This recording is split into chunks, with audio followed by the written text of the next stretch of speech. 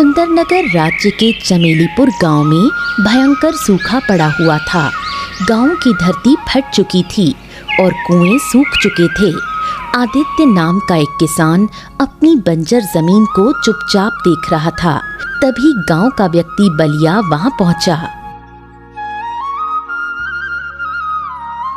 ओ भाई आदित्य, कब तक सूखे खेत को देखते रहोगे? मुझे नहीं लगता कि अब हमारा गांव कभी हरा भरा हो पाएगा।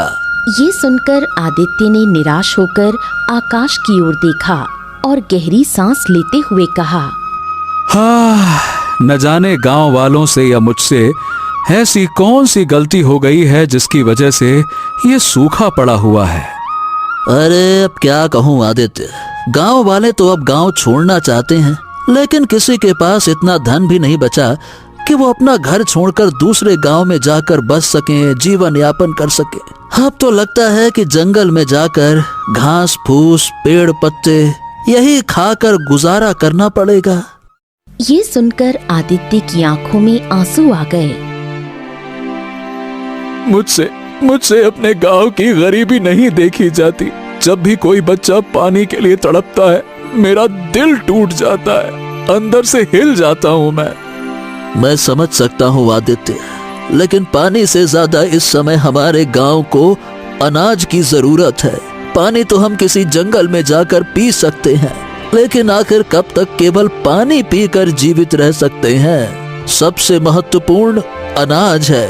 ये सुनकर आदित्य निराश होकर अपने घर लौट आया।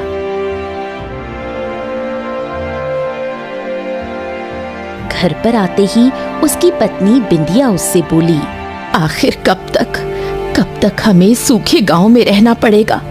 मुझे लगता है हमें ये गांव छोड़ देना चाहिए। अरे बिंदिया, तो तुम्हें क्या लगता है कि मैं छोड़ना नहीं चाहता? परंतु क्या करूं, इस गांव में मेरा बचपन बीता है। इसी गांव की गलियों में मैंने अपने दोस्तों के साथ शामें बिताई हैं। इसी गांव में मैं बड़ा हुआ।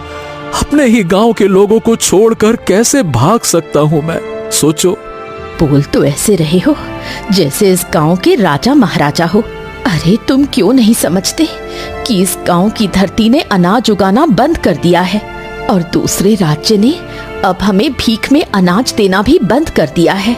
कितनी बार कहा है तुमसे कि जाकर राजा सूरज सिंह से मदद मांगो, लेकिन मेरी बात तो कोई गांव वाला सुनता ही नहीं।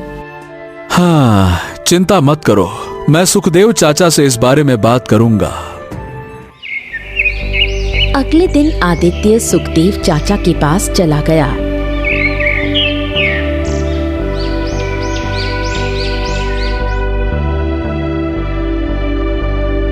प्रणाम चाचा। बात यह है कि आप तो देख ही रहे हैं, गांव में भूखमरी बढ़ती चली जा रही है। तो चाचा, क्यों ना हम राजा सूरज सिंह से मदद मांगने जाएं? अच्छा, और तुम्हें क्या लगता है कि राजा सूरज सिंह से गांव वालों ने मदद मांगने का प्रयास नहीं किया होगा? मैं वहां पे स्वयं गया था, लेकिन राजा ने साफ साफ मना कर दिया। उन्होंने कहा कि वो पहले ही बहुत मदद कर चुके हैं, अब और नहीं कर सकते। बल्कि उनके मंत्री ने तो ये तक कह दिया कि हमारा गांव श्रापित है, श्रापित, इसीलिए तो 5 साल से बारिश नहीं हुई। बिना मुखिया के गांव ऐसा ही होता है चाचा। कुछ भी कहो, मुखिया जैसा भी था, लेकिन वो समय पर अच्छी सलाह तो दिया करता था। न जाने वो कहां लापता हो गया, और वो अपने साथ साथ इस गांव की खुशहाली भी ले गया। सही कह रहे हो आदित्य, मुखिया का परिवार भी बहुत परेशान रहा, लेकिन मुखिया का कुछ पता नहीं चला। जंगल का कहकर गया था और आज तक लौटा ही नहीं। उसके जाने के बाद गांव में कभी खुशहाली नहीं आई। वैसे भी गांव वाले उससे नफरत करते थे।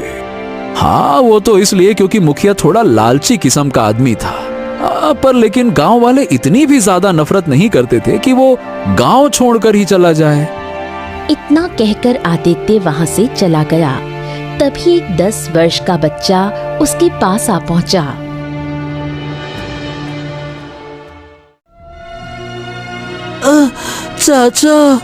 चाचा मुझे भूख लगी है। मेरे घर में 2 दिन से कुछ भी नहीं बना। इतना कहकर वो बच्चा बेहोश हो गया। आदित्य की आंखों में आंसू आ गए। वो गांव की ओर नहीं गया बल्कि जंगल की राह पकड़ ली। एक पेड़ के नीचे बैठकर फूट फूट कर रोने लगा और आकाश की ओर देखकर बोला, हे भगवान, हे भगवान, मुझसे मेरे गांव की गरीबी नहीं देखी जाती। भगवान, कुछ मदद करो। भगवान, कुछ मदद करो। तभी पेड़ के ऊपर से एक आवाज आई, समझ ले, तेरी भगवान ने सुन ली। आदित्य चौंक गया। जैसे ही उसने ऊपर देखा, एक विशाल उल्लू उसकी ओर देख रहा था।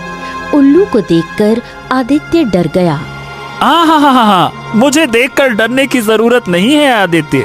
कुछ देर पहले तुम भगवान से प्रार्थना कर रहे थे। तुम्हारी आंखों में गांव के लिए आंसू देखकर मुझे बहुत अच्छा लगा। लोग तो अपने लिए रोते हैं, जो दूसरों के लिए रोते हैं ना, वही सच्चे दिल वाले होते हैं। ऐसे लोग संसार में दुर्लभ होते हैं। हाँ, वो तो ठीक है, लेकिन कौन हो तुम? और तुम तो उल्लू हो, फिर मनुष्य की भाषा में कैसे बात कर सकते हो? हाँ, तुम जरूर कोई तांत्रिक या तंत्र मंत्र करने वाले जीव हो, है ना? नहीं नहीं नहीं, ऐसा कुछ नहीं है।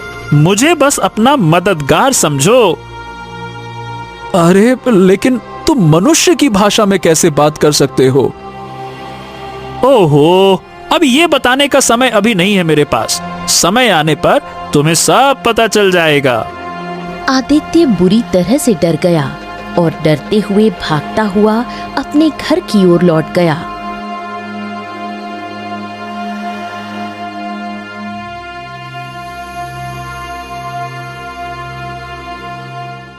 और हांफता हुआ अपने घर पहुंच गया। उसके चेहरे पर डर साफ झलक रहा था। क्या हुआ आदित्य?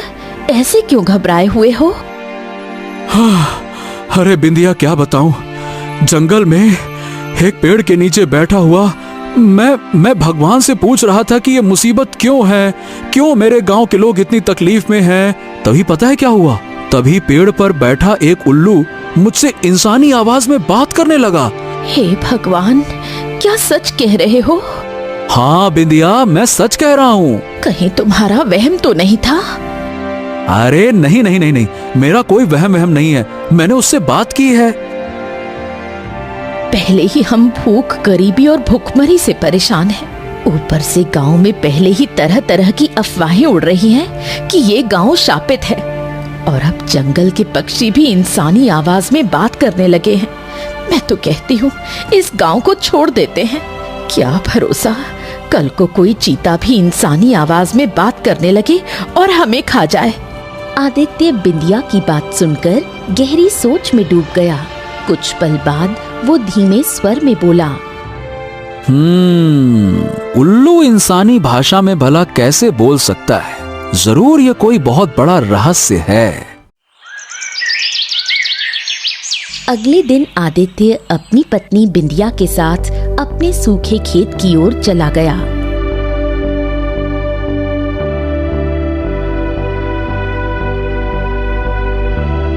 कब तक इस बंजर जमीन को देखोगे? अब तुम्हारी किस्मत में हल चलाना नहीं लिखा। ऊपर वाले ने जैसे गांव पर रहमत बरसाना बंद कर दिया है। बिंदिया का वाक्य पूरा होते ही रंग बिरंगी किरणों के साथ वही उल्लू वहां प्रकट हो गया। उल्लू को देखकर आदित्य एक बार फिर डर गया। अरे अरे अरे अरे, डर क्यों रहे हो? मुझे अपना दोस्त समझो, ऐसे बात करो मुझसे। और दोस्त, क्या हाल चाल है? और मैं तुमसे कहूँगा, मैं बढ़िया हूँ दोस्त। देखो, कल तुम मेरी पूरी बात सुने बिना ही भाग गए थे। मैं तुम्हारी मदद करना चाहता हूँ। मैं जानता हूँ कि तुम्हारे गांव में बारिश क्यों नहीं हो रही है। तुम्हारा गांव वाकई में एक श्राप की चपेट में है। क्या? ये क्या कह रहे हो तुम? मैं बिल्कुल सच कह रहा हूँ, लेकिन तुम मेरी बात ही नहीं सुन रहे। उल्लू की बात बीच में ही रह गई। तभी बिंदिया चौंक कर बोल उठी, तुम किससे बात कर रहे हो आदित्य? दरअसल उल्लू केवल आदित्य को दिखाई दे रहा था। बिंदिया को वो कहीं नजर नहीं